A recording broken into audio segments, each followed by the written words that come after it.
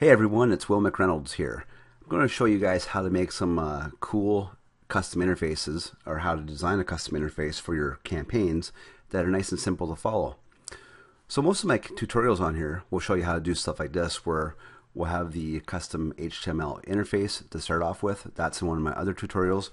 So let's skip ahead and go back there to what we want to start with. So once the campaign loads up, once the app loads up, you'll see I have different buttons. Make an appointment. I have a POI button up here, 360 tour, and a light bulb. What these do is when I touch the light bulb, for example, it'll change the icon. You'll notice how the icon changes when it's on and off. I'm going to show you how to do that. I'm also going to show you how all this stuff hides. So here's a campaign, and you'll notice how different the interface changes. We have now 3 different new buttons on top. Let's just show you that. So you'll see how the interface dramatically changes, and you'll see 3 buttons. Now what's really cool about this is I have a AR lock and unlock button. If I touch the lock button, I can now move my device wherever I want, and the tracking, the AR experience will keep on playing. So if I'm looking at a magazine ad, if I touch the AR lock button, I can sit back and drink my coffee while watching an AR video or an experience and still touch all the buttons. If I hit the unlock button, the experience will disappear. Once again, push lock, and it's totally locked. I'm moving my phone around, you can't see, but that's how that works.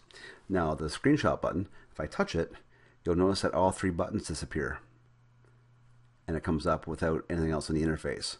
So I'm going to show you guys how to do that. So let's get started. So all this stuff's really simple to do in the UI designer. So on my UI designer here, you'll see everything that you saw just a few seconds ago. For example, the buttons, the 360 virtual tour, they're underneath this. So we're going to show you how to hide all this stuff when it finds a campaign. So we're going to simply open up the arrow editor, Control E on a PC, and we're going to click on, as an example, it doesn't matter which one we pick, actually. So let's pick the screenshot button. So remember when I showed you when we touched the screenshot button and all 3 buttons disappeared to button 8, the lock buttons, button 25 and button 26? All we have to do is make sure we go to our button 8, or whatever it's going to be called in your scene. It might be button 9, it might be button 25. All depends on how many buttons you have in your campaign. You can even do this on an image. You can drag and drop an image and go to your on touch started. So it might be image 2 on touch started that you put it in, or button 25. You just have to find your button and put this information in. So on the on touch started, I have it set to button 8. In this case is the screenshot button, and button 25 and button 26 hide. Then I have a set timeout feature, which I have arrow.scene.share screenshot, and I have a time where it disappears, and then the function comes back in after a predetermined amount of time. So button 8, button 25, and 26 will then display again after I've closed the share screenshot button. So that's a handy way of having multiple buttons on your interface without actually getting that share screen button and your GUI in the screen capture. So that's just a handy little feature to have. We did the Domino's campaign. That's when we were showcasing there. So let's go to the Domino's showcase. In my case, it's pattern number 3, and we'll go back down here to our GUI scheme with our buttons. So when the pattern is tracked, you'll see that I have button 1, button 2, button 5, button 6, and button 7. They all hide, where button 8, 25, and 26 display, and that's when the device finds the marker.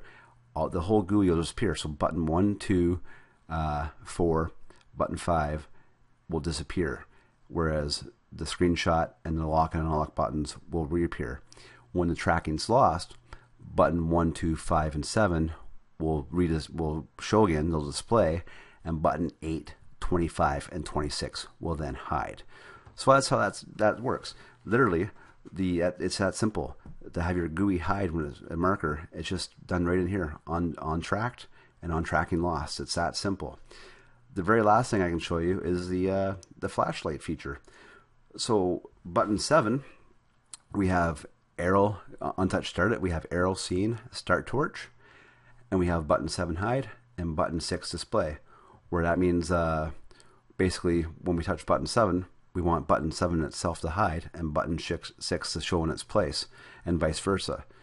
So when I go to button 6, the on touch ended here is stop torch, arrow scene, stop torch, button 6 hide, button 7 display, button 7 is on touch ended, arrow scene, start torch, button 7 hide, button 6 display. So it's just that simple. There, under 6 minutes, you saw some pretty advanced stuff for doing Creator inside a GUI inside of Creator without really too many mad coding skills. So I hope you have fun with this and enjoy. As a side note, I want to mention about making graphics. I use Adobe Illustrator and Photoshop to do all my graphic work, and this will allow you to do vector artwork, which is nice and sharp and clean. So here's my flashlight button as an example. I have the on and off button, so you can see that's the what I've created here. So this is all dependent. Most of the stuff I'm showing you is dependent on you guys actually knowing how to make your own graphics, or having an internal graphic design person do it for you, or hiring out your graphic design work to put in yourself, and as well as the HTML stuff. That's dependent on you guys knowing how to do your own responsive HTML code. All I can do is show you how to implement this inside the Metaio products, and you know, get the most maximize your use out of it. So I hope that clears that up a little bit as well. Thanks for watching.